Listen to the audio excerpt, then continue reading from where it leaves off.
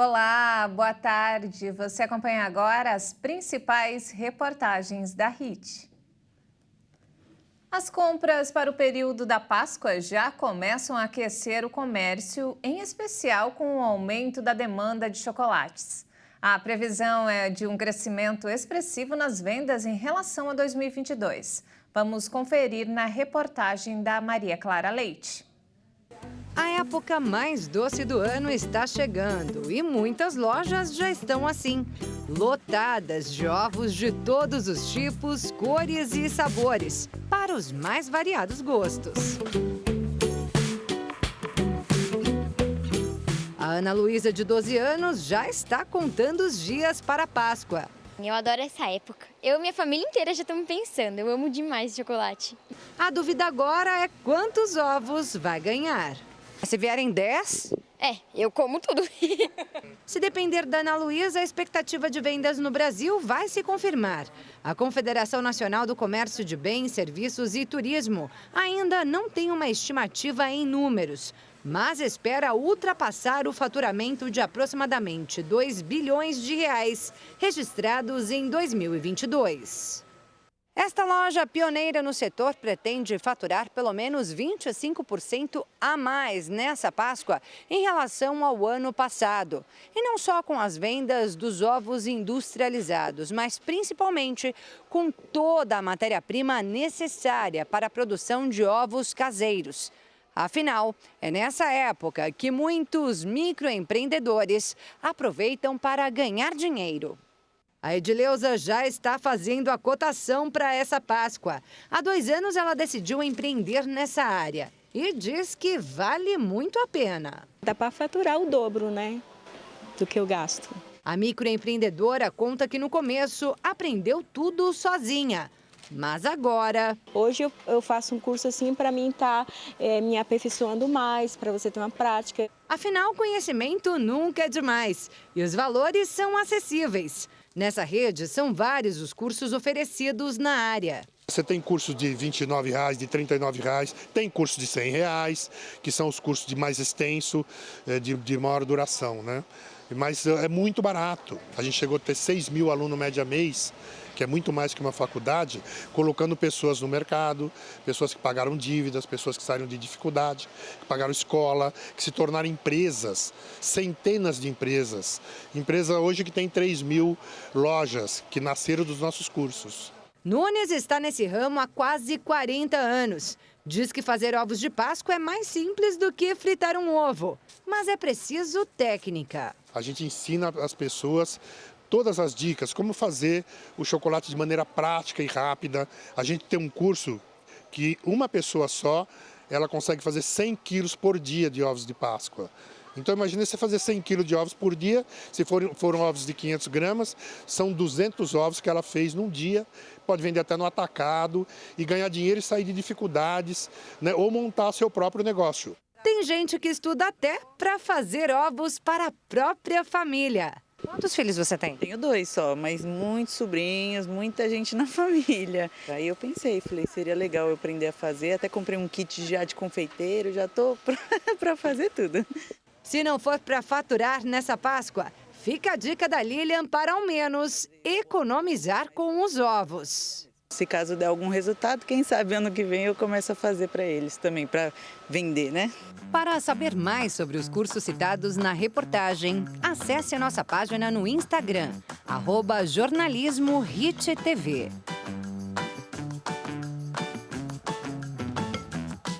O Brasil encerrou o ano de 2022 com a menor taxa de desemprego desde 2015. Segundo o IBGE, as perdas com a pandemia foram totalmente recuperadas pelo mercado de trabalho brasileiro. A taxa de desemprego no Brasil caiu para 7,9% no trimestre imóvel de outubro a dezembro de 2022, segundo a Pesquisa Nacional por Amostra de Domicílios Contínua. Essa é a menor taxa para o mesmo trimestre de referência desde 2014, quando foi de 6,6%. Além disso, o IBGE divulgou a taxa média anual de desemprego para o ano de 2022, que foi de 9,3%. Esse também é o menor patamar médio anual desde 2015. E a população desocupada chegou a 8.600.000 pessoas no trimestre encerrado em dezembro. Trata-se de um recuo de 9,4% contra o trimestre terminado em setembro, ou 888.000 pessoas a menos entre os desocupados. Para o IBGE, são classificadas como desocupadas as pessoas sem trabalho, mas que geram rendimentos para o domicílio. O contingente médio anual da população ocupada, aquela que exerce atividade profissional formal ou informal, também cresceu 7,4% em comparação com 2021. Um incremento de mais 6.700.000 pessoas, chegando a 98 milhões de trabalhadores. Mas o país atingiu um número recorde de empregados sem carteira assinada, 12.900.000 trabalhadores nesta condição de informalidade, cerca de 1.700.000 a mais que em 2021, o que representa um aumento de 14,9%. O Banco Central reabriu na última terça-feira a plataforma do Sistema de Valores a Receber para quem deseja saber se tem dinheiro esquecido em contas antigas.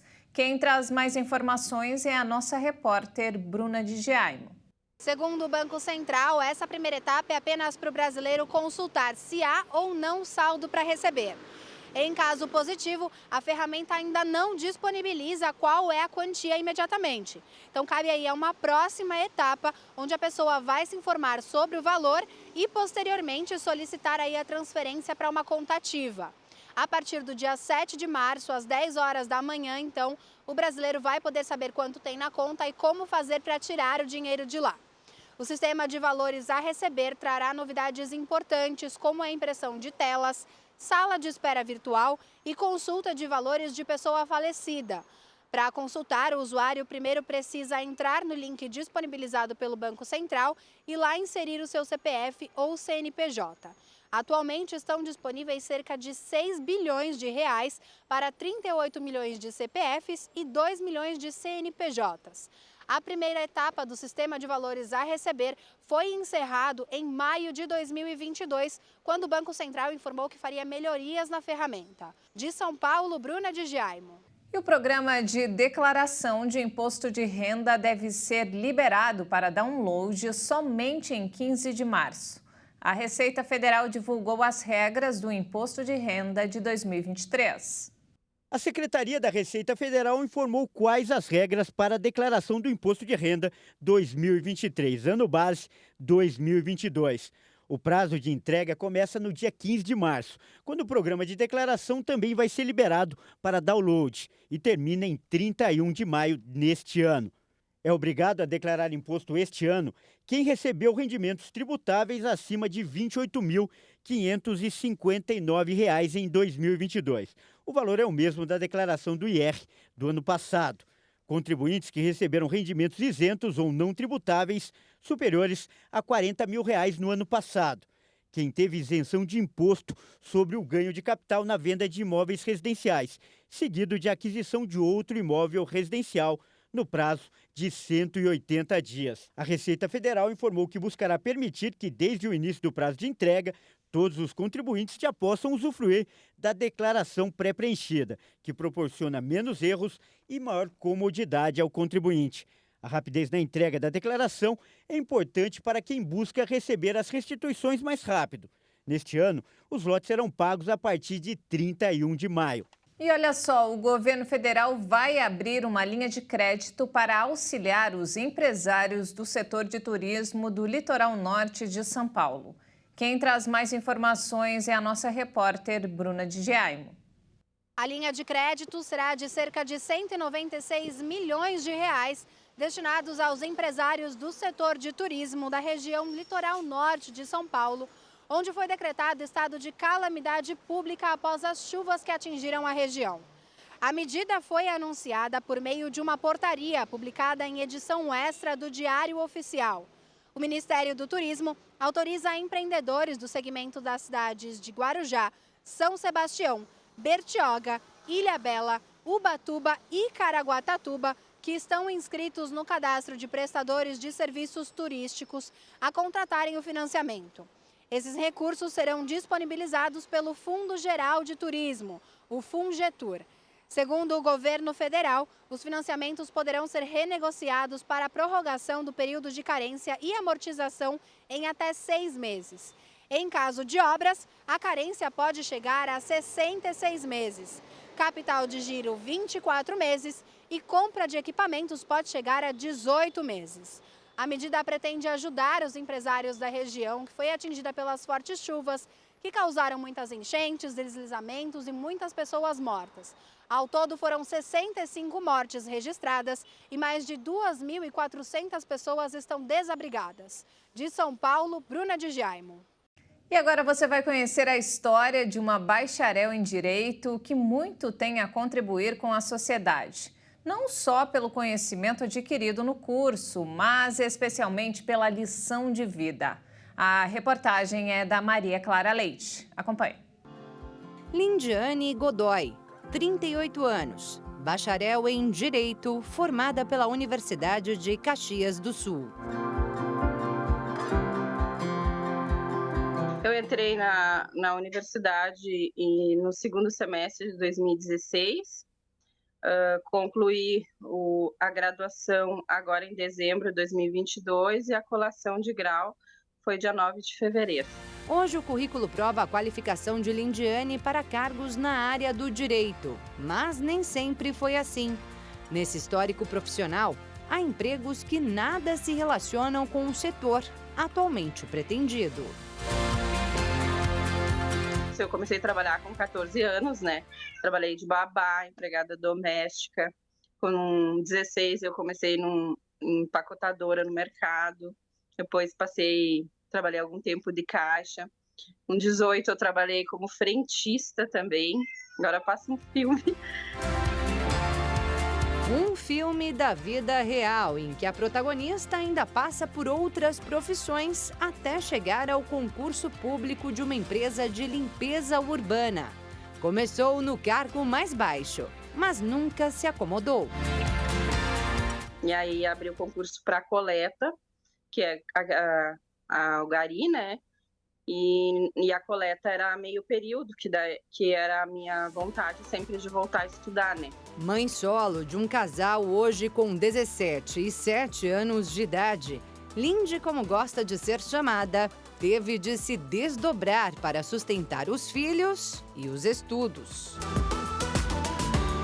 Fiz o Enem, né? Eu era bolsista, eu tinha meia bolsa pelo Enem e meio ProUni. E esse 50% do ProUni, do FIES, perdão, claro que gerou um custo, né? E não só o custo da universidade, tinha transporte, alimentação, tive que abrir mão de muita coisa.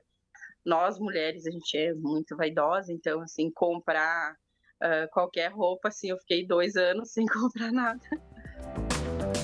Mas valeu a pena. A guerreira quebrou barreiras e conseguiu realizar o sonho de infância: se formar em Direito. Quando recebeu o diploma, Lindiane fez questão de demonstrar sua gratidão a todos aqueles que a apoiaram ao longo dessa trajetória.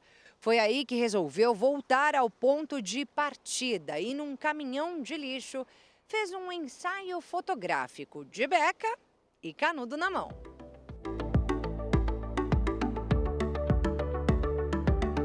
Para fazer a sessão de fotos, Lindy teve de pedir autorização à companhia de limpeza.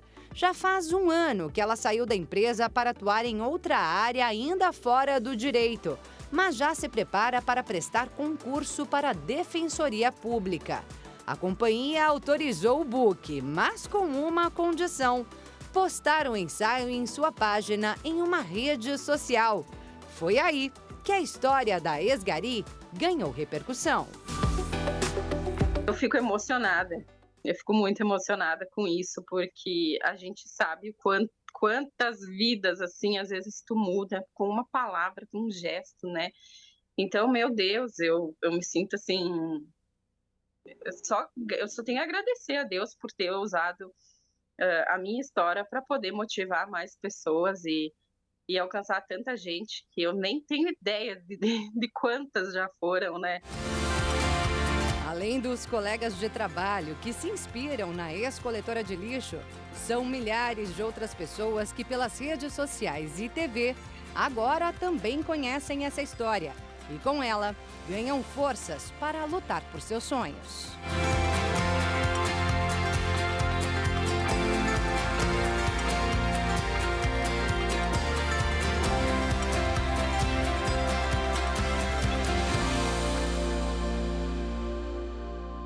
E veja a seguir: viajar com um animal de estimação. Nossa equipe de reportagem listou alguns cuidados essenciais para garantir a segurança do seu pet. Nós voltamos em instantes. Até já!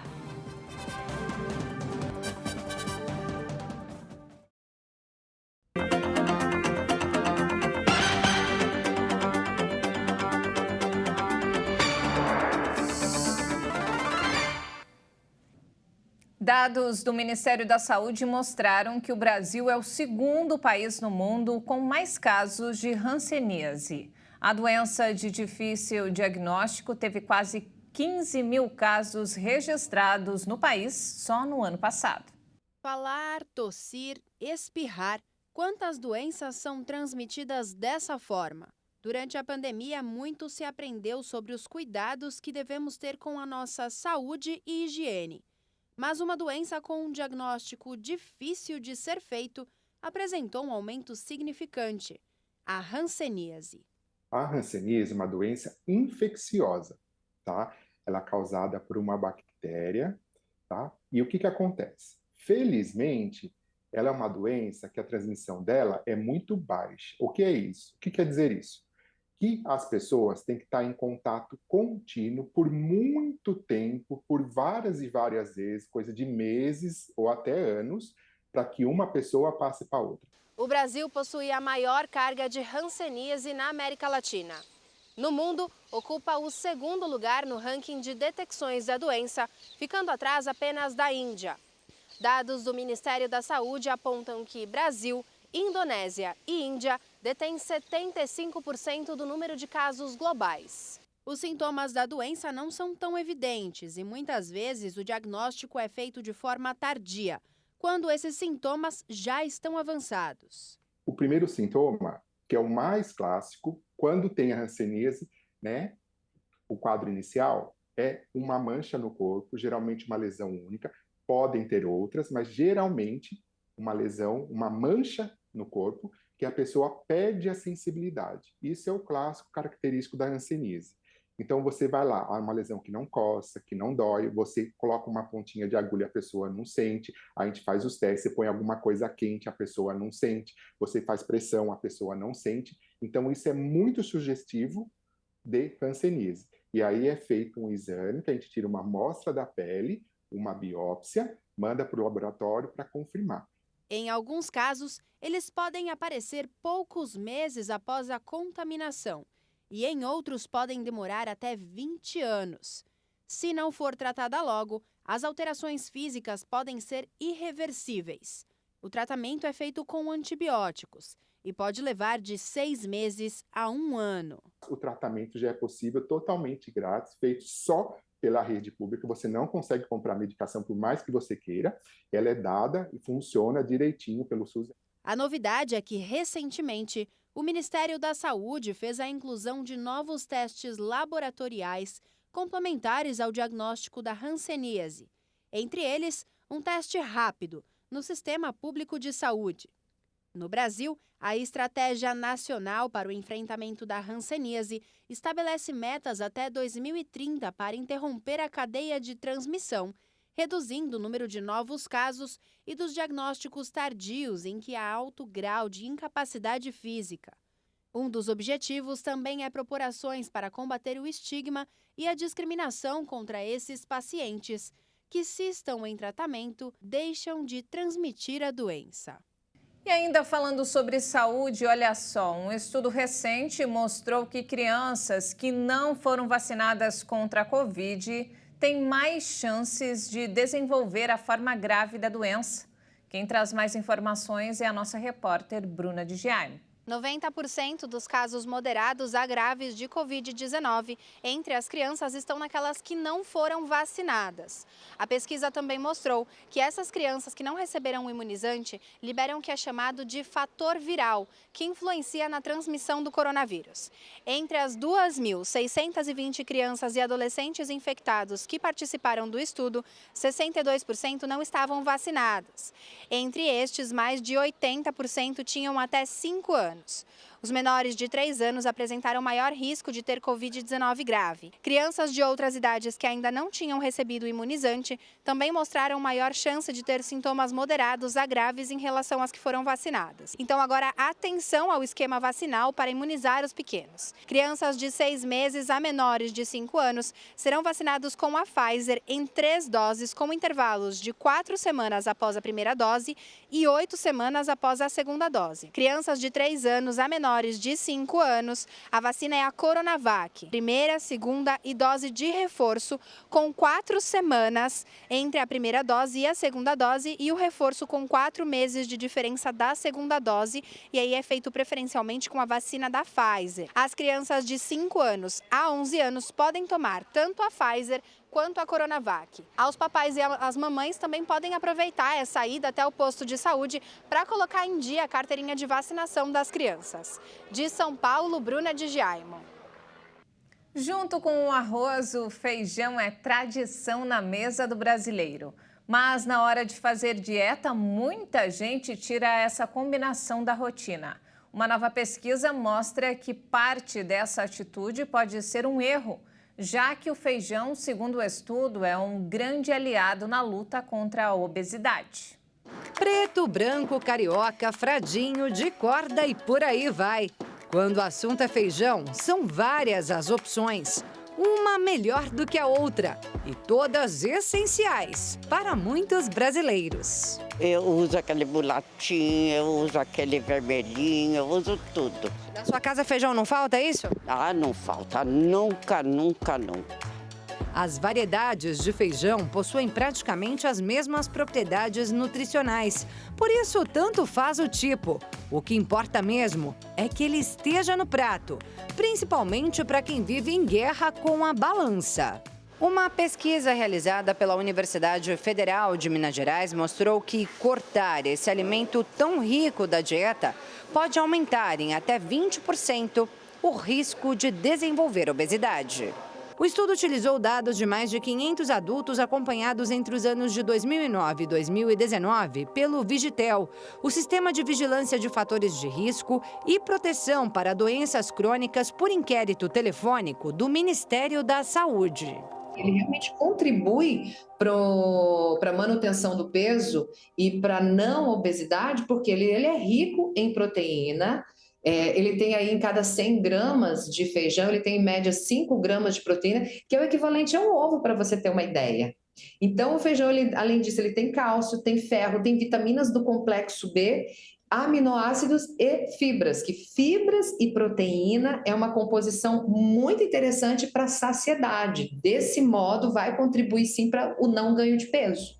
Segundo o IBGE, cerca de 20% dos brasileiros estão acima do peso. E se depender do consumo de feijão, essa porcentagem pode subir nos próximos anos. É que a pesquisa da UFMG aponta uma redução no consumo do grão e prevê que em 2025 a população do país deixe de comer o alimento conforme o recomendado pelo estudo, que é de 5 a 7 dias por semana. E não é que as pessoas deixaram de gostar. A nutricionista tem outra explicação para essa queda no consumo não só do feijão, mas de tantos outros alimentos saudáveis. Alguns alimentos são mais difíceis de cozinhar. E as pessoas estão cada vez buscando coisas mais práticas, mais fáceis de fazer. Infelizmente, até mesmo a busca por alimentos no celular, não é, né? Naqueles aplicativos de comida. Então, as pessoas querem hoje praticidade e facilidade, tendo em vista a vida moderna que vivemos. Até por isso, não dá para jogar toda a responsabilidade dos quilinhos a mais para cima do feijão. Para manter a saúde, é preciso muito mais do que comer o grão todos os dias. E não existe um alimento que vai fazer com que você engorde ou que você emagreça por si só. O que vai fazer com que a pessoa realmente esteja obesa são os 5 pilares, né? É o estilo de vida da pessoa, que é o sono de qualidade, gerenciamento das emoções, contato com a natureza, atividade física, exercício e uma nutrição completa e saudável. E os apaixonados por café vão adorar essa notícia. Um estudo divulgado recentemente mostrou que beber 2 a 3 xícaras por dia da maioria dos tipos de café pode protegê-lo de doenças cardiovasculares e uma morte precoce. Acompanhe na reportagem da Bruna de Jaime.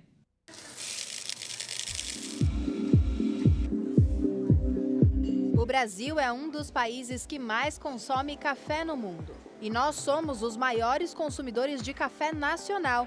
Ou seja, consumimos o que produzimos em grande quantidade e de diversas formas. E a bebida não tem uma origem exata, mas muitos estudiosos dizem que lá no século IX, nas terras altas da Etiópia, um pastor notou que quando as suas ovelhas comiam um determinado fruto vermelho, ficavam mais ativas. O grão então foi colhido e feito em infusão, até para tentar entender como aquilo agia. E foi assim que surgiu o tão amado café. Claro que existem outras teorias sobre a descoberta da bebida, mas isso nem importa tanto quando falamos do dia que começa com um cafezinho. De manhã, precisa ter um café preto ou pode começar o dia sem o café? Precisa e ainda sem açúcar. Café puro ou café com leite, como eu vou tomar agora. Tem que ter, eu não consigo acordar, parece que o dia não começa. Olha, já fazem alguns anos que eu não começo o dia sem tomar o café. Eu preciso tomar o café. Não dá. Claro, um cafezinho ainda com canela. Me dá dor de cabeça, não consigo ficar sem o café. Eu tenho que tomar, pelo menos um pouquinho.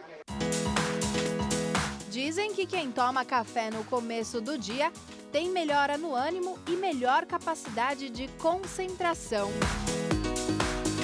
Bom, o café, ele é um estimulante natural, né? Tanto pode ser usado de repente como um pré-treino da academia para te dar um up, como no momento em que você está cansado no trabalho e não está se concentrando. Ele libera bem-estar, ele aumenta a sua concentração. Então, de fato, o café é uma bebida gostosa e que não traz grandes prejuízos. E não é à toa que entre 2020 e 2021, mais de 10 milhões de toneladas de café foram consumidas em todo o mundo. E a bebida tem muitos benefícios para a saúde.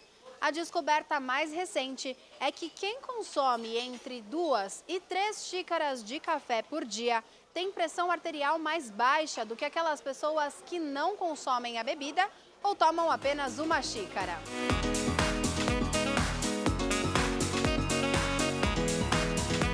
A cafeína pode elevar a pressão arterial, mas isso não é um alerta para os hipertensos. Afinal, essa alteração é momentânea e não causa um efeito expressivo, principalmente em quem faz uso frequentemente. O café tem cafeína. Essa substância, quando entra em contato com o nosso organismo, ela vai elevar a pressão arterial. Mas não vai ser uma pressão arterial que vai ficar mantida elevada durante todo o dia.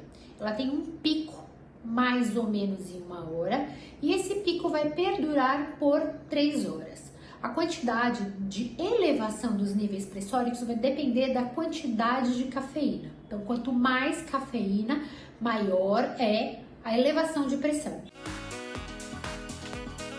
Mas outros componentes bioativos do café parecem contrabalancear esse efeito com um resultado final positivo nos níveis de pressão arterial. E mesmo quem consome a bebida descafeinada também mostrou melhora na saúde. A conclusão desse estudo foi publicada na revista Nutrientes e realizada por cientistas da Universidade de Bolonha, na Itália. Ainda não está claro a que se devem esses benefícios, e se estão ligados diretamente à cafeína ou aos outros vários componentes do café que têm um papel ativo. A bebida, rica em vitaminas B2, B3, B5, manganês, magnésio e potássio, quando consumida em doses controladas, só tem benefícios para a saúde.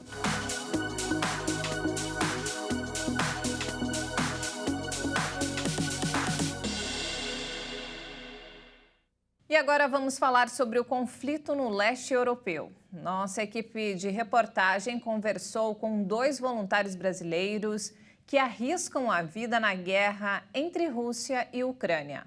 Um deles falou com a nossa equipe de dentro de um hospital onde está internado há 5 meses. Armata!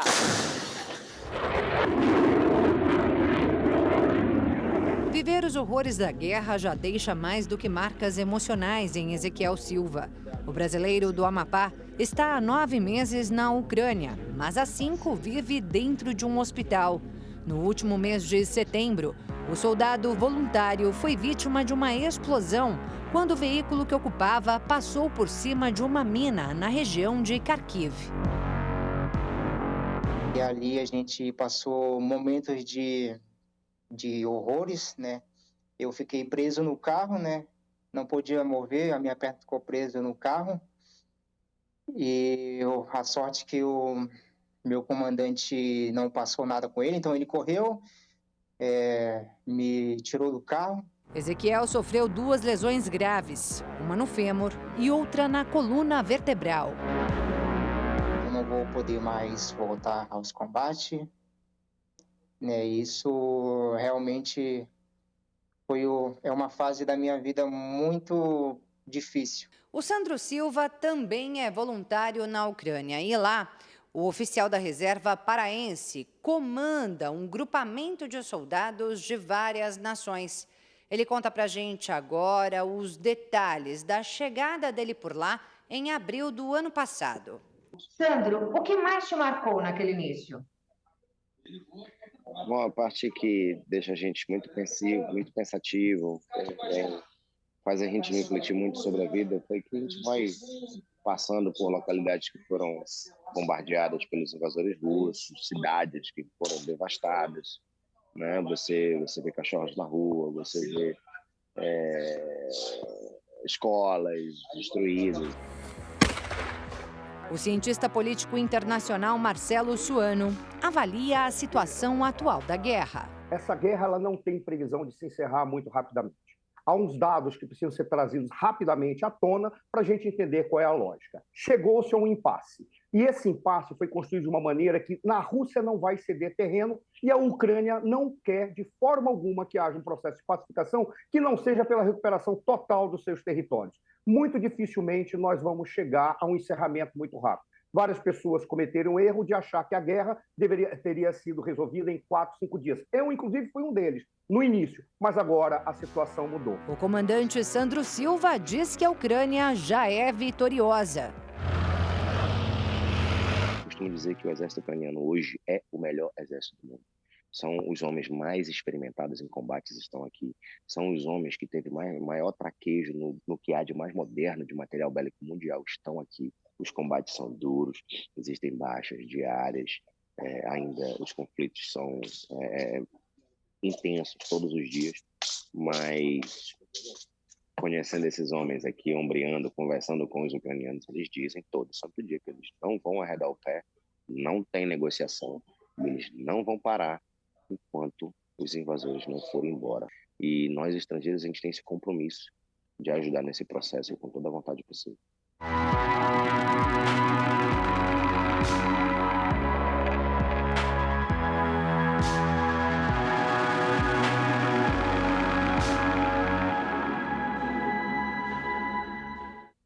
Nos últimos anos, os animais de estimação ganharam status de membros da família. Por conta disso, muitos tutores têm redobrado os cuidados na hora de viajar com seus bichinhos. A repórter Bruna de Giaimo traz informações sobre o tema. Acompanhe.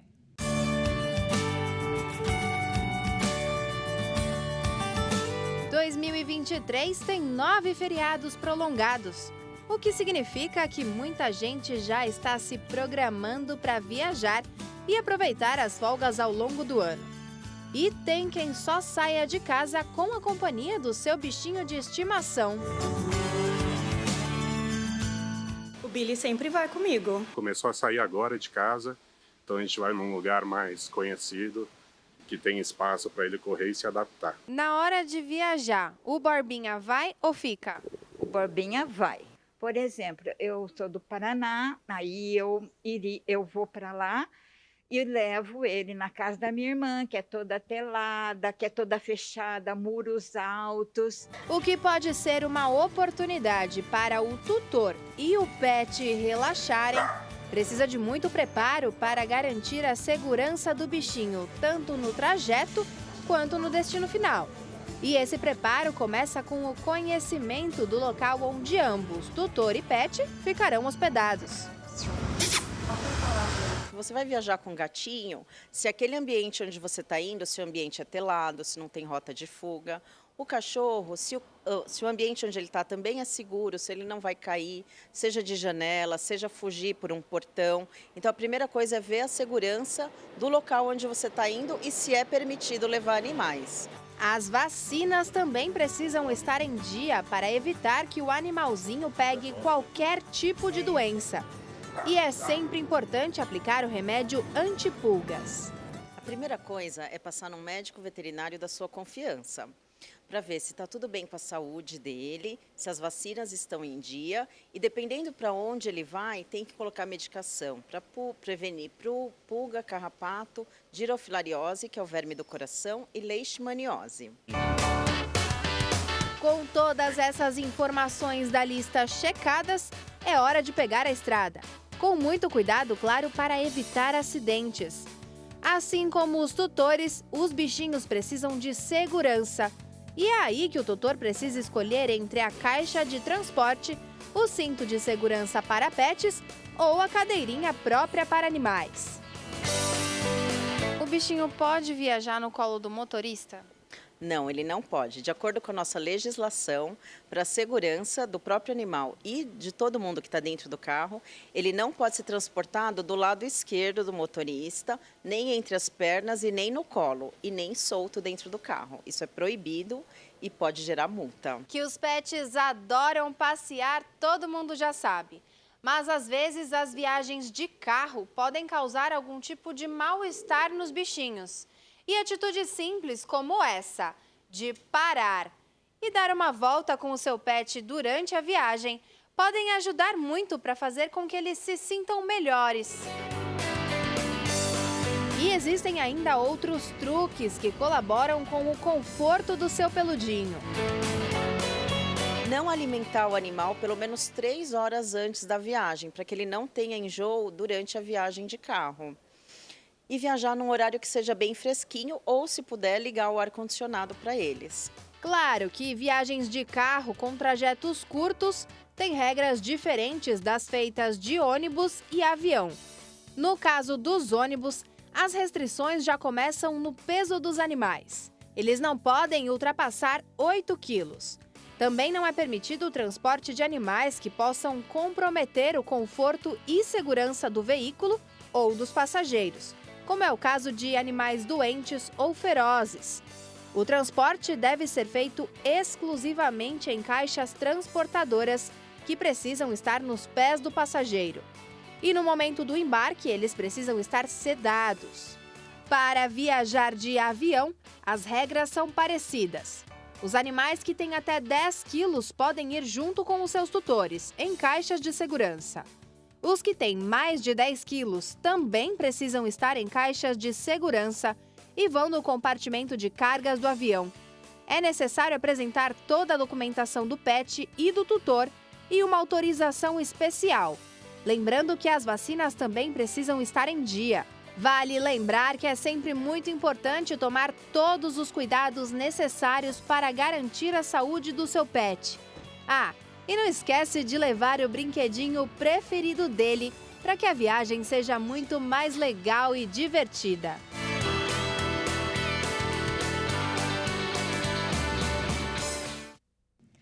Não temos mais tempo, essa edição fica por aqui. Mais informações ao longo da nossa programação. E se quiser rever as nossas reportagens, é só acessar o canal HIT Notícias no YouTube. Obrigado pela companhia e um ótimo domingo para você. Até mais!